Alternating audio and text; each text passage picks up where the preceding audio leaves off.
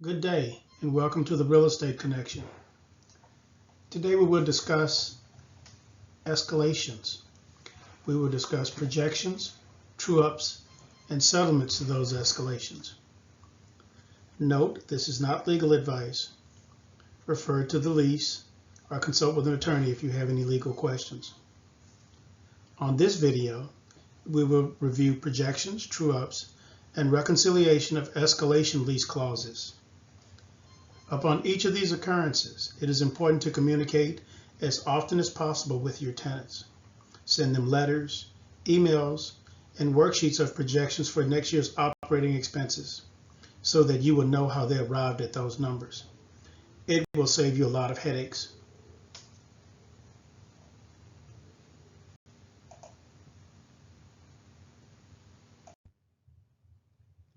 Most escalation leases can be interchangeably known as base year leases, gross leases, and expense stop leases to some degree. Basically, all of them are the same thing with a conversion. Because there are many variances to this type of lease, we will stick with the standard type of base year gross lease with a 100% gross up clause, just to keep the numbers simple. What this means is that the tenant's base year expenses are grossed up to 100%. And the subsequent comparison year is also grossed up to 100%. That way, we are comparing apples to apples. We will discuss when and how to gross up on another video. Some of these leases may have a year-to-year cap on specific expenses, which should be listed out in the lease. Some leases may have limitations of what is considered grossable and what is not. Some leases may have limitations on what is considered controllable expense and what is not. That being the case, you also have to gross up the prior year to the comparison year for cap purposes. This could be time-consuming if done on a spreadsheet. This could be done on a spreadsheet, but if you have many tenants and the leases are not uniform, there is much room for error. Our database does this in seconds because we digitize our leases.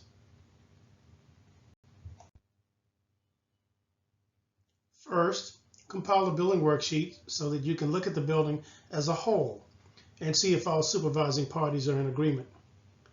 Use building budgets and leases to compile an accurate depiction of what the projected monthly expenses will be. Each lease is digitized into a database along with building operating expenses and occupancy rates for the lease base years, the expense stop years, the comparison year, and the prior year to the comparison year. This is for lease cap expenses. Once agreement on the building projection worksheet has been reached, send out the tenant letters along with the calculation worksheets that explain this to each tenant how their individual monthly charge was calculated. This is usually done right after completion of the succeeding year's budget, late November, early December.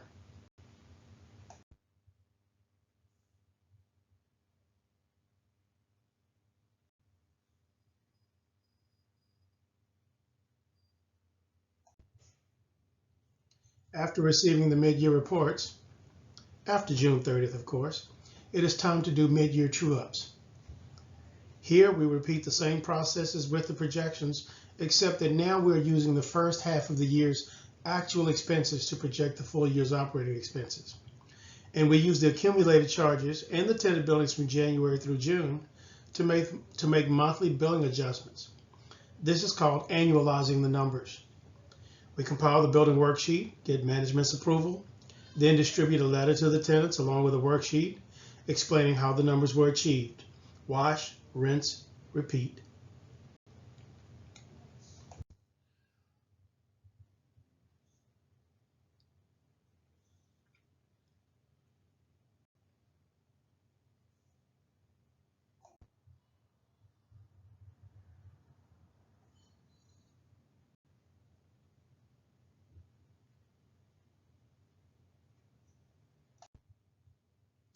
And finally, we come to the settlement portion of the escalation charges once accounting has completed the year-end reports.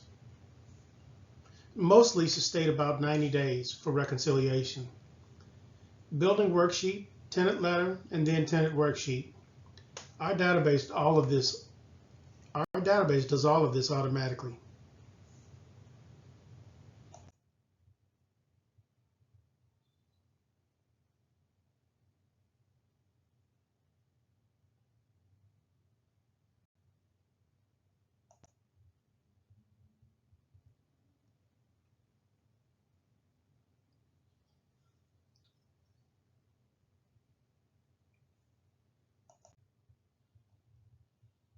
If this video has been helpful to you in any way, please click the like button and subscribe. We will be coming out with new videos and features soon to make your everyday work easier. Please make suggestions on what you would like to see in future videos. Bye-bye.